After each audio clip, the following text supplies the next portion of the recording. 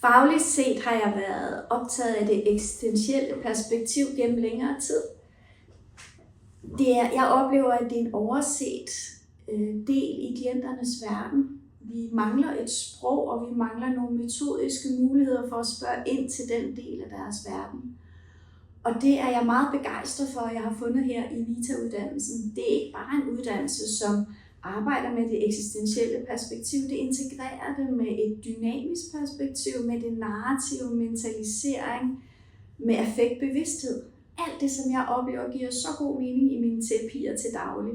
Og her er der nogen, der har gjort forarbejdet med at arbejde med det forskningsbaserede, med at integrere det, så det virkelig giver mening og sammenhæng.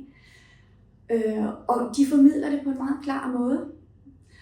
Og derudover så oplever jeg rent menneskeligt, at det er et godt sted at være. Jeg får lov til at træde de stier selv, de eksistentielle stier selv, som jeg også går sammen med mine klienter i. Og derfor virker det både meget anvendeligt og meget brugbart for mig at give videre til mine klienter.